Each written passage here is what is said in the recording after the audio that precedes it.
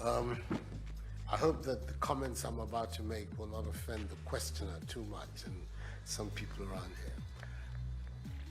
I think there is a fundamental misstatement of the issue in the question.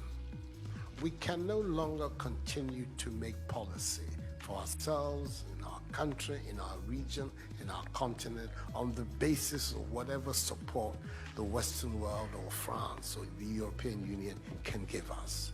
It will not work. It has not worked, and it will not work. Our responsibility is to charter a path which is about how we can develop our nations ourselves. It is not right for a country like Ghana, 60 years after independence, to still have its health and education budgets being financed on the basis of the generosity and charity of European taxpayers.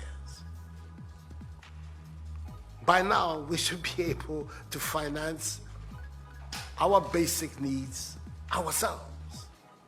And if we are going to look at the next 60 years as a period of transition, a period whereby we can stand on our own feet, our perspective has not to be what the French taxpayer decides to do with whatever surpluses that they have in France. They're welcome.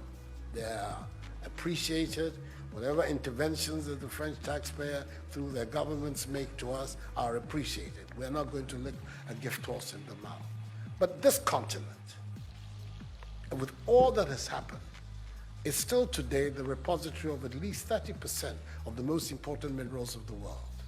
It's a continent of vast, arable, and fertile lands. It has the youngest population of any of the continents in the world. So it has the energy and the dynamism. We have seen it. These young men who are showing so much resilience and ingenuity in crossing the Sahara, finding ways to go across with rickety boats across the Mediterranean to those energies. We want to have those energies working inside our countries.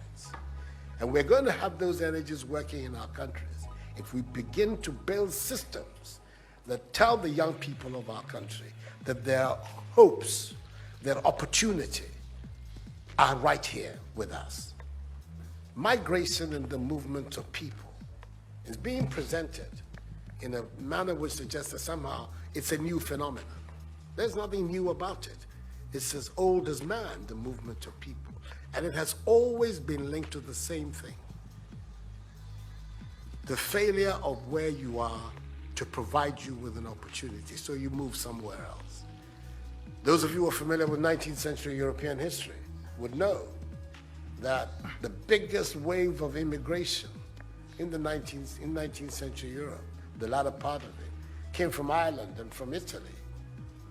Waves upon waves, generations of Italians and the Irish people left their countries to seek the American paradise, largely because Ireland was not working, Italy was not working. Today, you don't hear it.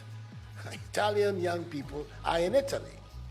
Irish young people are in Ireland. We want young Africans to stay in Africa. And how are they? And it means that we have to get away from this mindset of dependence. This mindset about what can France do for us. France will do whatever it needs to do for its own sake. And when those coincide with ours, tant mieux, as the French people say. But our main responsibility as leaders, as citizens, is what we need to do to grow our own countries. What are the institutions that work, that would allow us to have good governance, to have accountable governance, to make sure that the monies that are placed at the disposal of leaders are used for the interests of the state and not for those of the leaders, to have systems that allow for accountability, that allow for diversity, that allow for people to be able to express themselves and contribute to fashioning the public will and the public interest. Our concern should be with what do we need to do in this 21st century to move Africa away from being cap in hand and begging for aid, for charity, for handouts. The African continent, when you look at its resources, should be giving monies to other places. We have huge wealth on this continent, in our own country of Ghana. And we need to have a mindset that says, we can do it. Others have done it. We can also do it. And once we have that mindset, we will see it as a liberating factor for ourselves. We keep talking about how it was that Koreans, Malaysians, Singaporeans, who got their independence at the same time as us. We're told of that at the time of Ghanaian independence, per capita Ghanaian income was higher than that of Korea. Today, Korea is part of the first world. So is Malaysia. So is Singapore. What happened? Why did they make that transition?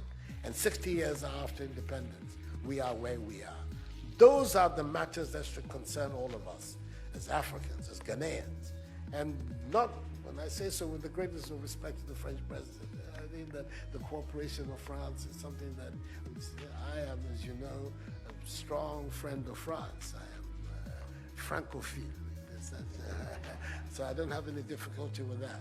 But I'm talking about our own propulsion, what we need to do to get our countries to work so that we can create the conditions that would allow our young people to forego this hazardous effort to get to Europe. They're not going there because they want to.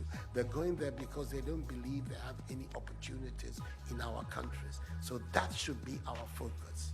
And I believe that with that if we change that mindset of dependence, that mindset which is contingent on aid and charity, we would see that in the decades ahead of us, the full flowering of the African peoples would take place. And that new African personality that was talked about at the time of our independence will become real and imminent in our times. That's what I'm saying. I hope that I'm not upsetting the questioner or even some of my friends who are here.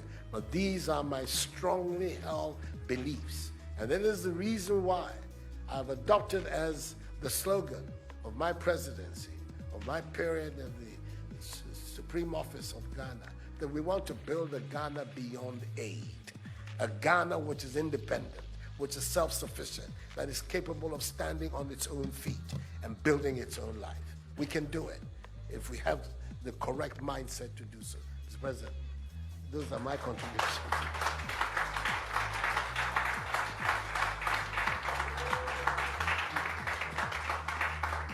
Si vous aviez besoin d'avoir la preuve qu'une nouvelle génération de leaders en Afrique croit dans une nouvelle histoire pour l'avenir et la jeunesse, vous venez de la voir. Pour ceux qui pensaient que ce n'était que les mots d'un président français parlant de l'Afrique. Il y a des leaders en Afrique qui veulent une nouvelle relation, qui veulent un avenir pour leur jeunesse dans leur pays, dans leur continent, qui le veulent parce que c'est ce qu'ils veulent écrire. Donc merci pour cela. So, no, we'll be here forever. We'll be here forever. He has a lot of ideas and a lot of very positive things to say. And as you can see, I have my own things to contribute as well. So, let's bring it to an end. We're going to, Mr. Macron left Abidjan after a hectic morning, has not had anything to eat. He at least has to have that side of Ghanaian hospitality. So we're going to be able to leave it for him to go and have some lunch. Thank you very much indeed. You signed a list.